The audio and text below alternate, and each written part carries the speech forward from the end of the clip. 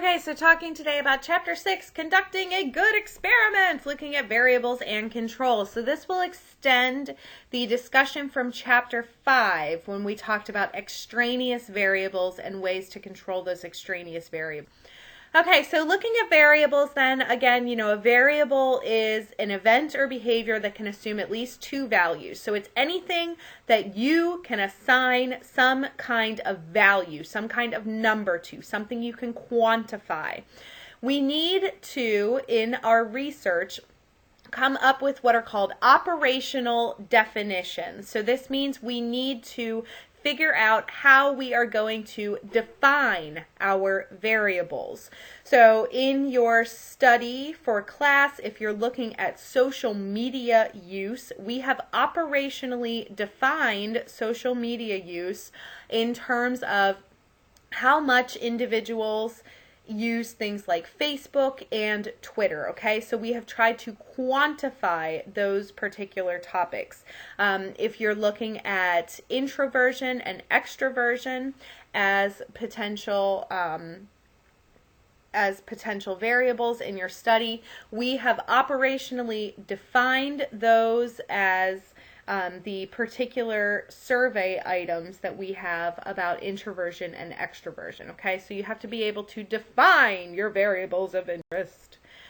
Looking at variables within your study, we can talk about participant characteristics. So these are things about the people who are participating, like their age, sex, or personality traits that are treated like they are independent variables. However, these are not true independent variables because we can't assign individuals to be a particular age or to be male or female or to be introverted or extroverted. We can't do that. So although in research we treat these participant characteristics as independent variables, they're actually what are called quasi. So that's Q-U-A-S-I, quasi. That means fake independent variables.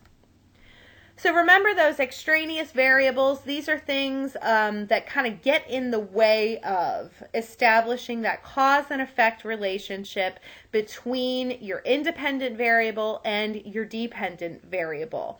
So extraneous variables get in the way. And so your job as an experimenter is to figure out how to control these extraneous variables. Many different ways that you could potentially control these extraneous variables. You can randomize.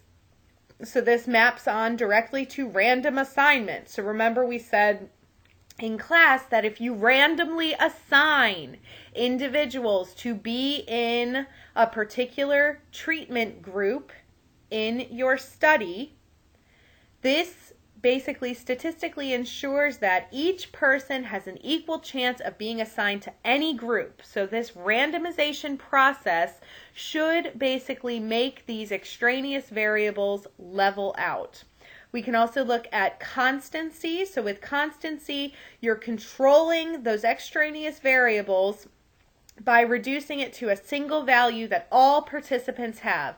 So for example, you might control the extraneous variable of age by only allowing 18-year-olds to participate in your study. Okay, so that's a single value. All participants in your study are 18 years of age.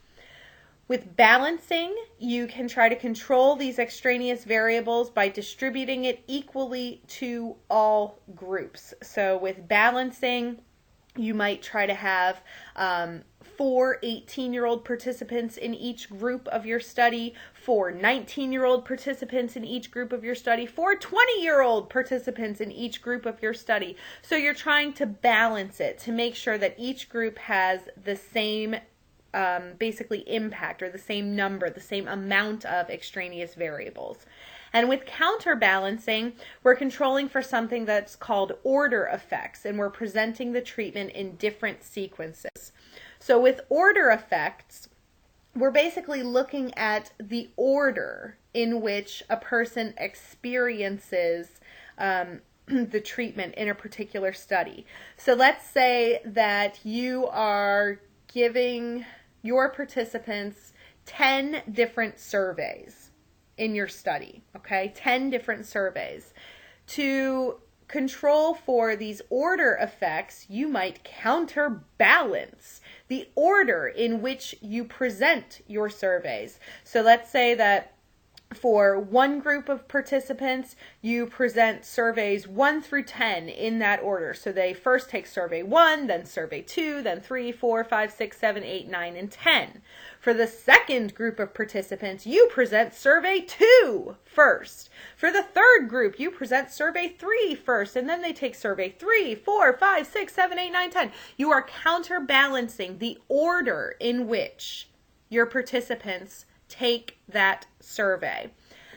With counterbalancing, then, one of the things that we're also targeting is something called carryover effects. So it is entirely possible that you can basically prime individuals, or what they have, the condition that they have participated in will influence how they participate in the next condition. So for example, going back to my example of your participants taking 10 surveys in your study, it's possible that the first survey that they take out of 10 will influence how they respond to the second survey, and the second survey might influence how they respond to the third survey, and so on and so on and so on.